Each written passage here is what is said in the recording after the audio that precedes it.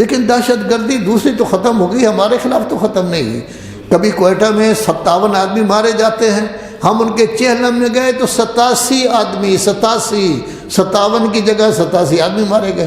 کبھی پارا چنار میں قتل ہو رہے ہیں، کبھی کسی جگہ قتل ہو رہے ہیں۔ اب اس میں جو ہے وہ تقریباً اس وقت تک 63 آدمی جو ہے وہ شہید ہو چکے ہیں، اور بھی کافی لوگ شہید ہوں گے، 194 زخمی ہیں۔ آخر یہ کیا ہو رہا ہے؟ جب بھی انہوں نے حملہ کرنا ہوتا ہے صرف شیعہ رہ گئے ہیں، جب بھی حملہ کرنا ہوتا ہے صرف ہم رہ گئے ہیں۔ کیا صرف اس لیے ہے کہ لوگوں کو قد ہے علی کے ساتھ؟ کبھی علی کے باپ کو کافر کہتے ہیں، کبھی کچھ کہتے ہیں، اس کے ساتھ قد ہے۔ وہ مسلمانوں، تم بھی تو ان کو چوتھا خلیفہ مانتے ہو، جب چوتھا خلیفہ مانتے ہو تو ان کے ساتھ قد کیا؟ یہ سب کچھ کیوں ہو رہا ہے؟ حکومت بیان کی حد تک کیوں محدود ہیں؟ ان کو کچھ نظر کیوں نہیں آتا؟ حکومتیں اندھی کیوں ہو گئی ہیں؟ آنکھیں ان کی کوئی نہیں ہے۔ قمر باجوہ صاحب اس وقت کیا کر رہے ہیں؟ کیا صورتحال ہے؟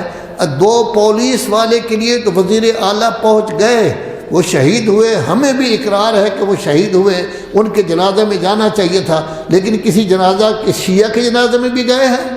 کبھی کوئی بڑا وزیر گیا ہے، کبھی کوئی قمر باجوہ صاحب گئے ہیں، کبھی کچھ گئے ہیں۔ آخر یہ کیوں؟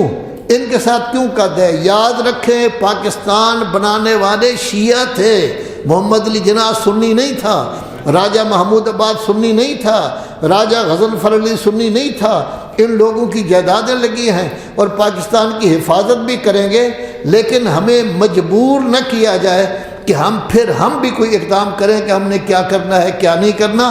ایسے لوگوں کو کہ جن کا اسلام میں آنا ہی مشکوک ہے، ان کی وجہ سے آپ شیعوں کو تنگ کر رہے ہیں، ان کی وجہ سے پریشان کر رہے ہیں، بنی امیہ کی وجہ سے آپ شیعوں کو پریشان کر رہے ہیں۔ کبھی کچھ کہتے ہیں کہ یہ ضرور ہے، اس وقت آپ مشہور ہو چکے ہیں، جب آپ پر کوئی ظلم ہوتا ہے امریکہ بھی بولتا ہے، کینیڈا بھی بولتا ہے، یورپ کا ہر ملک بولتا ہے، افریقہ بھی بولتا ہے، جگہ جگہ تذکرہ ہوتا ہے، دنیا کا ہر چینل آپ کا تذکرہ کرتا ہے۔ اللہ تبارک و تعالیٰ نے آپ کو بہت زیادہ برکت دی ہے، اور یہ برکت ہے ذکر حسین کی۔ ذکر حسین چونکہ ہر چینل پر آتا ہے، لذا آپ پر جب ظلم ہوتا ہے وہ بھی آتا ہے، لیکن ذکر حسین سے فائدہ اٹھائیں۔ ایک تو ذکر حسین میں قرآن اور حدیث ضرور ہونی چاہیے۔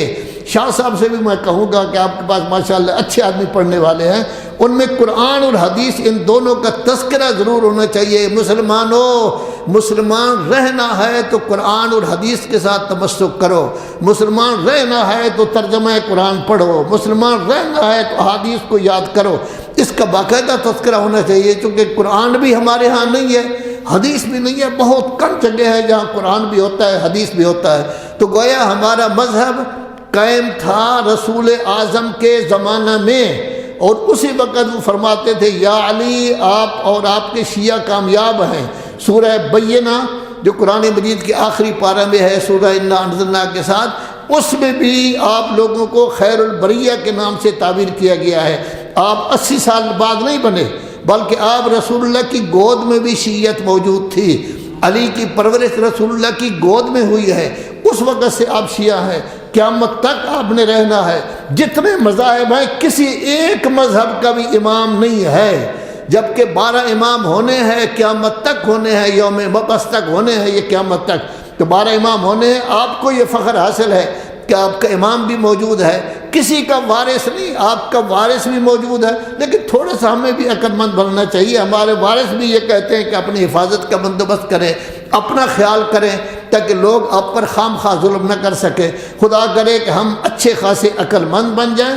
مجالس کے ساتھ ساتھ ایک تو تعلیم کی طرف توجہ دیں۔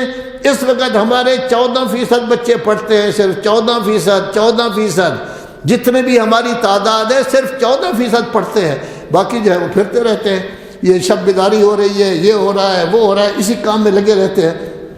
تو علم کی طرف بھی ہمیں توجہ دینی چاہیے، اپنی حفاظت کی طرف بھی توجہ دینی چاہیے، قرآن مجید و حدیث و اہل بیت کے ساتھ بھی تمسک کرنا چاہیے۔